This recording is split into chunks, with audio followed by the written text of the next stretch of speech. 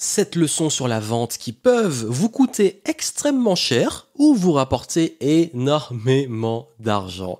Bienvenue ici Johan Yangting dans le podcast Game Entrepreneur et aujourd'hui on va parler de la vente. Gros sujet que j'aborde cette semaine puisque j'organise prochainement, si vous l'avez raté, une conférence en ligne, mais je dirais même une masterclass en ligne en direct ce jeudi durant laquelle je partage avec vous les meilleures stratégies de vente et comment réussir à être plus visible, à mieux vendre, surtout si aujourd'hui vous avez du mal à attirer vos clients idéaux, vous avez encore le syndrome de l'imposteur. Pour vous, la vente, le marketing, c'est pas votre truc, c'est pas un truc que vous aimez. Vraiment, soyez présents et je vais vraiment vous aider à vous débloquer avec la vente et aussi à débloquer vos ventes dans votre business. Donc inscrivez-vous, vous avez le lien dans les notes du podcast, vous avez un petit lien, ouvrez-le, inscrivez-vous, c'est gratuit et on se retrouve en live et je répondrai aussi à vos questions.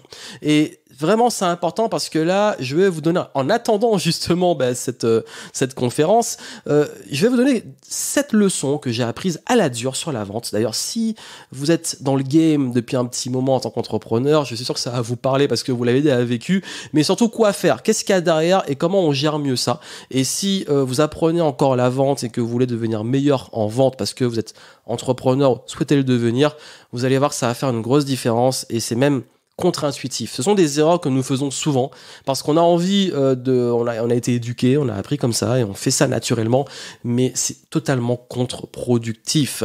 Vraiment, ça fait maintenant presque 15 ans que je suis dans le game, dans l'entrepreneuriat. À la fin des années 2000, donc autour des années 2010, 2011, 2012, j'étais consultant. Ensuite, maintenant, ça fait presque 10 ans que je suis formateur en ligne, que je crée des programmes en ligne. Ça fait 5 ans que je suis conférencier, donc que je parle sur scène et que je vends sur scène. Ça fait aussi, je dirais, à peu près 10 ans aussi que je fais des lives, des conférences en ligne pour le coup. Bref, tout ça, c'est du vécu et c'est ce que j'ai appris en rapport avec des prospects, des clients, des frustrations aussi. Frustration de donner beaucoup, d'essayer les choses, d'avoir une bonne volonté et de voir que non, en fait, c'est pas toujours comme ça que ça marche, c'est pas si simple la vente. Et c'est valable aussi autant en B2B, business to business, qu'en B2C, business to client, to customer. Donc en fait, vraiment, ça, c'est pour moi l'essence même de leçons qu'on devrait enseigner à l'école qu'on apprend la vente. Quand je dis en école, parce que j'ai fait une école de commerce et on m'a pas enseigné ça, et j'ai dû me vautrer à apprendre à la dure pour le découvrir. Alors c'est quoi ? J'ai beaucoup teasé.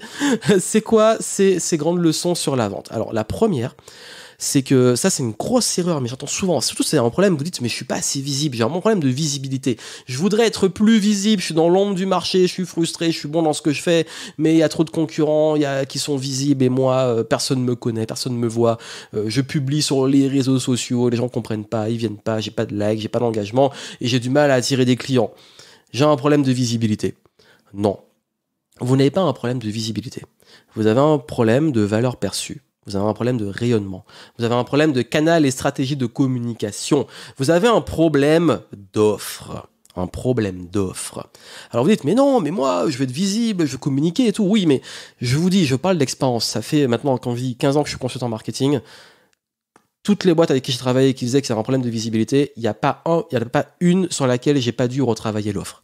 Il n'y a pas une sur laquelle j'ai pas dû aller mettre le nez dans vraiment le cœur de leur business qui est l'offre. Pourquoi ? Parce que quand vous avez une entreprise, quand vous êtes entrepreneur, vous avez une entreprise, cette entreprise, elle propose un produit ou un service. C'est ce que vous vendez. Et comme vous le vendez, c'est ça qui fait vivre votre entreprise. Parce que les clients, qu'est-ce qu'ils achètent ? C'est votre offre. Produit ou service, vous êtes restaurant, ce sont vos plats, vos menus, vous êtes formateur, c'est vos formations, vous êtes consultant, c'est votre conseil, vous êtes freelance, ce sont vos prestations, vous êtes coach, c'est votre accompagnement, votre coaching. Les gens viennent acheter ça. C'est ça votre offre. Une offre, c'est pas le produit, c'est pas le service, c'est la valeur qu'ils viennent chercher.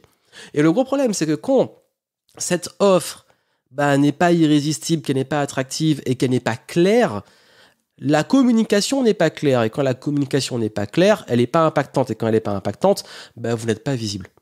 Donc, tout part de votre offre. En fait, quand on travaille sur le branding, quand on travaille sur la communication, quand on travaille sur la visibilité, on part toujours de l'offre. Ça veut dire qu'on peut avoir une très très bonne communication.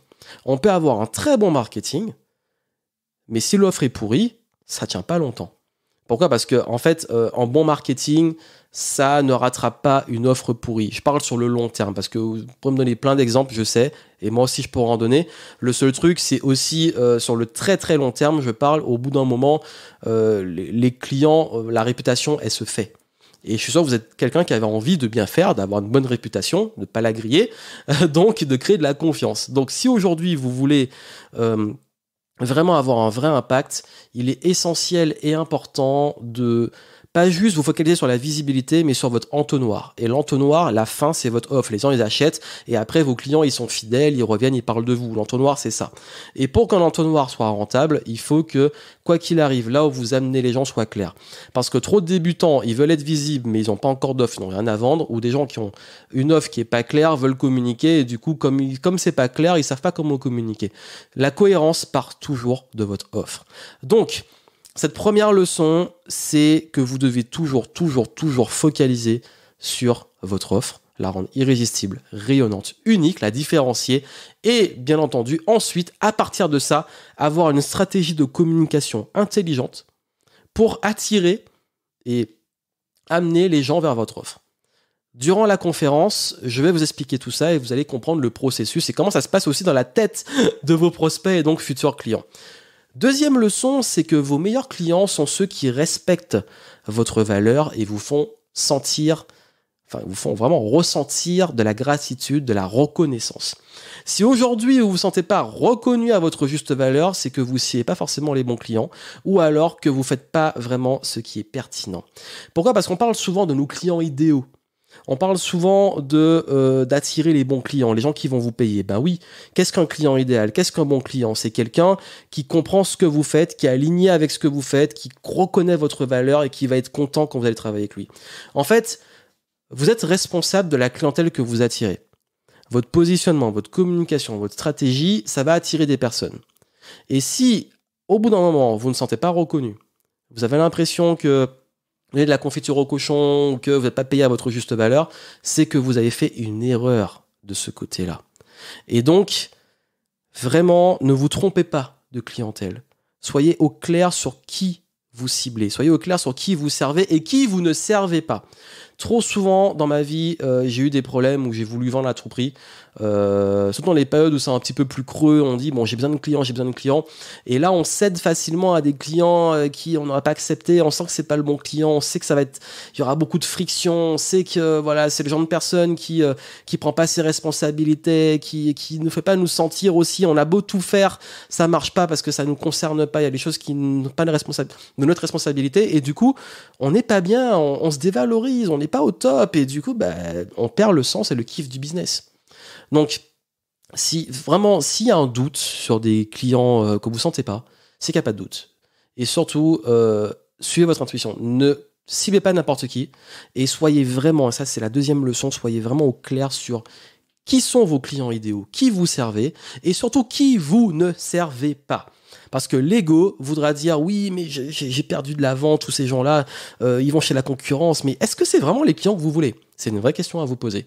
Donc, deuxième leçon, la première, c'est avoir une bonne offre, mais il faut que cette offre aussi soit vers les bons clients. Et les bons clients, ce sont ceux qui, voilà, ils reconnaissent votre valeur, ils vous payent sans chipoter, c'est fluide, vous délivrez le meilleur de vous, eux, ils reçoivent le meilleur et ils sont contents. Et ça se passe bien. Ça, ce sont vos clients idéaux.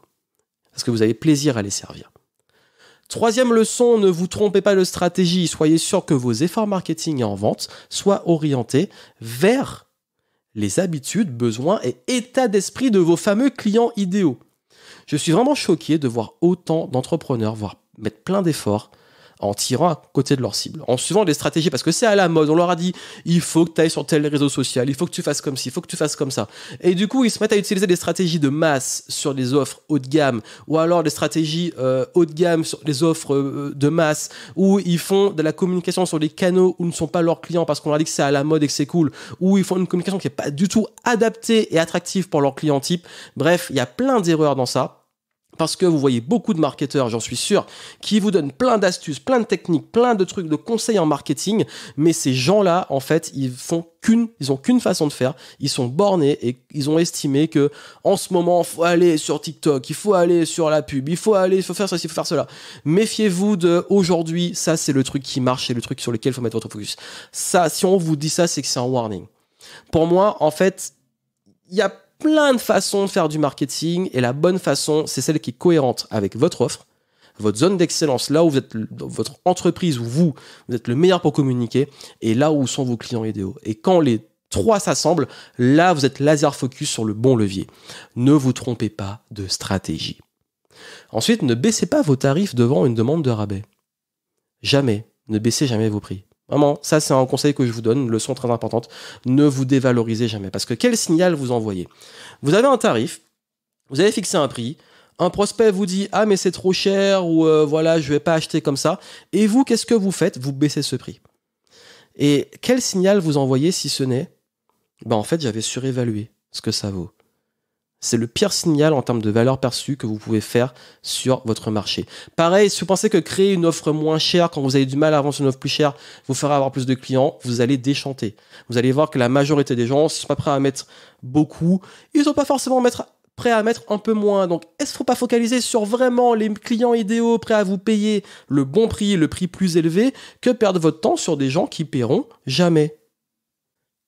S'il vous plaît, ne vous dévalorisez jamais. C'est la meilleure façon de vous retrouver avec les pires clients du monde et d'expérience, ce n'est jamais à vous de vous rabaisser. Ce sont à vos clients de s'élever, c'est à vous d'assumer vos tarifs, de gonfler la valeur perçue, mais ne diminuez pas la valeur de ce que vous délivrez. Derrière, ça va toujours vous apporter des problèmes. Je parle vraiment d'expérience. Ça fait 10 ans que je fais par exemple des programmes en ligne et les pires clients sont toujours ceux qui ont payé les moins chers ou qui ont payé avec des réductions, qui demandent la lune ou qui demandent des remboursements abusifs. Pour le coup, je parle vraiment, c'est assez rare, mais la majorité des demandes de remboursement abusifs que nous avons reçues ces dernières années sur des petits programmes qui sont à moins de 100 €, qui étaient en plus en réduction, sont des gens qui ont acheté des packages avec une réduction et qui ont juste voulu avoir gratuitement et demandent le truc comme ça alors qu'ils n'ont rien consommé. Donc ça, focalisez vraiment sur les clients voulant bénéficier de vos meilleures offres et garder cette stratégie de masse uniquement après, quand vous voulez scaler et tout, que vous avez des bons process, tout ça peut-être, mais vous ne devez jamais dévaloriser ce que vous avez ou chercher à descendre en gamme si vous avez du mal à avoir de la clientèle plus élevée. Et si vraiment pour vous c'est compliqué, manquez pas de la conférence, je vais expliquer tout ce qu'il y a derrière, le levier psychologique et stratégie derrière, parce que ça c'est un concept qui est dur à comprendre et c'est un réflexe de peur que quand on n'arrive pas à vendre à ses justes tarifs pour syndrome d'un imposteur, pour plein de raisons, on a tendance à descendre. Et ça c'est le pire truc à faire. Leçon suivante. Avant de vous concentrer sur la visibilité, on l'a vu au tout début, mais là c'est un petit peu différent, c'est mettez vos efforts sur, vous l'avez compris, la conversion, donc de faire en sorte que vous ayez plus de clients sur les bonnes offres, on parlait de l'offre, mais surtout sur la fidélisation de vos clients actuels. En fait, il est 7 fois plus facile de convaincre quelqu'un qui est déjà client que de convaincre des inconnus, de nouvelles personnes de devenir clients. Ça, c'est l'effet passoire. Ça veut dire que si vous êtes très visible, mais que sur la visibilité, il y en a très peu qui deviennent clients, et que sur tous vos clients, il y en a peu qui reviennent ou qui restent, c'est un peu dommage. Vraiment, c'est vraiment dommage.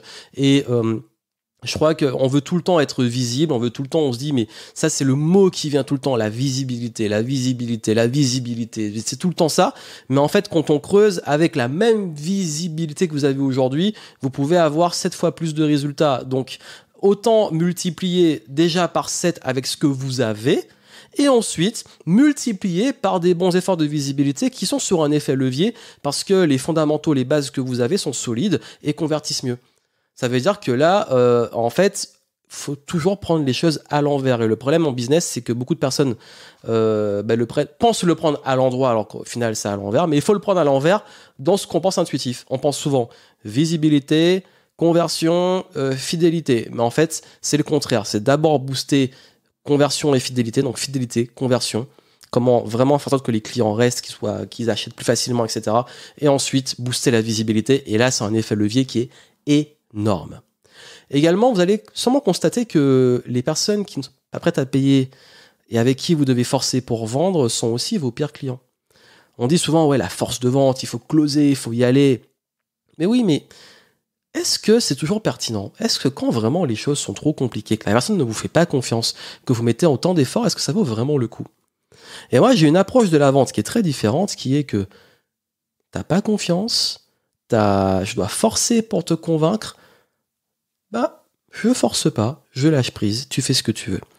Et vraiment, et ça aussi, c'est si vous suivez la conférence sur la vente, comprenez que moi, je suis pas de l'école vente agressive, et que si c'est ce que vous cherchez, encore une fois, j'ai dit qui vous ciblez, qui vous ne ciblez pas.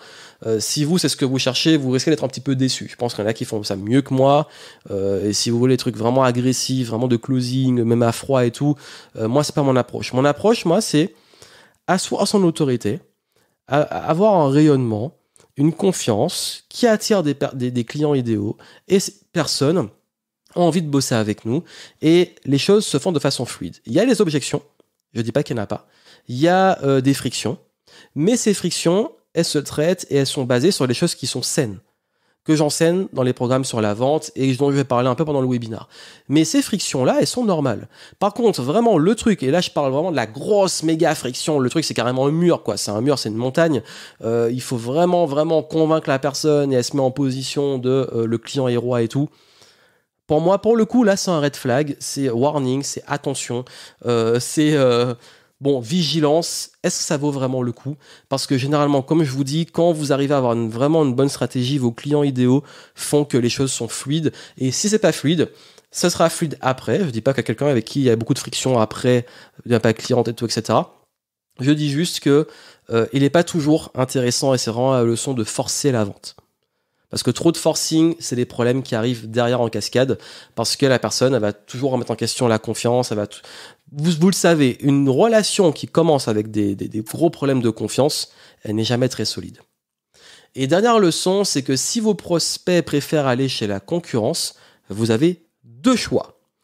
Vous pouvez pester, maudire vos concurrents, vos prospects, ils n'ont rien compris, moi j'ai des valeurs, je fais les choses bien, etc. Et du coup dire ouais mais c'est injuste, les gens ils ont rien compris à la vie, ils préfèrent aller là où c'est médiocre, etc. Ils payent plus cher ailleurs, etc. Blablabla. Ok. Mais la vraie question à vous poser, c'est est-ce que c'est vraiment les clients que vous voulez? Et est-ce que c'est vraiment ce que vous voulez concrètement?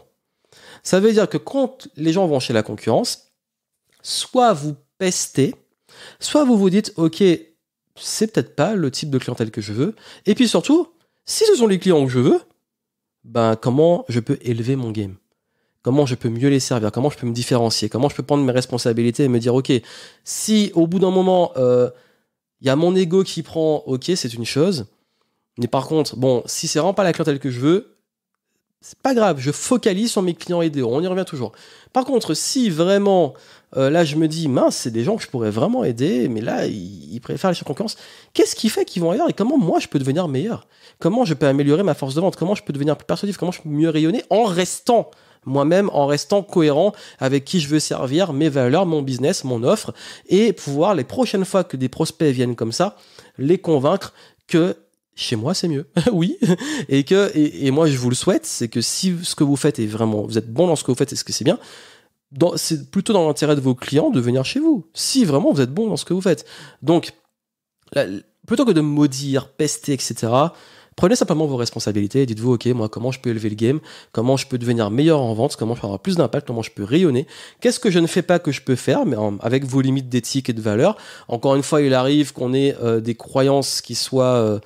en fait, on pense que ce sont des valeurs, mais ce sont des croyances limitantes. J'en parlerai pendant la conférence, mais vraiment, ça, ce sont les choses qui font pour moi vraiment la différence. Donc, voici les leçons que je voulais vous donner sur la vente.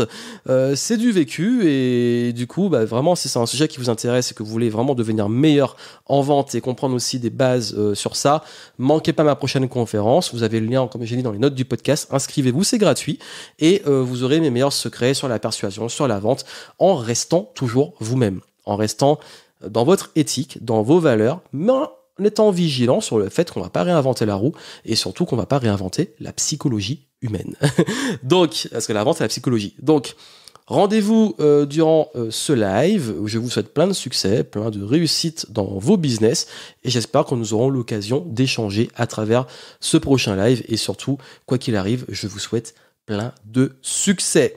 Si vous connaissez des personnes que ça peut intéresser, qui ont des entreprises, qui sont entrepreneurs ou qui ces conseils pourront leur servir parce que vous les voyez galérer avec la vente, n'hésitez pas à partager le podcast, à en parler autour de vous et à me laisser des petites étoiles sur iTunes. Plein de succès à vous, à très bientôt.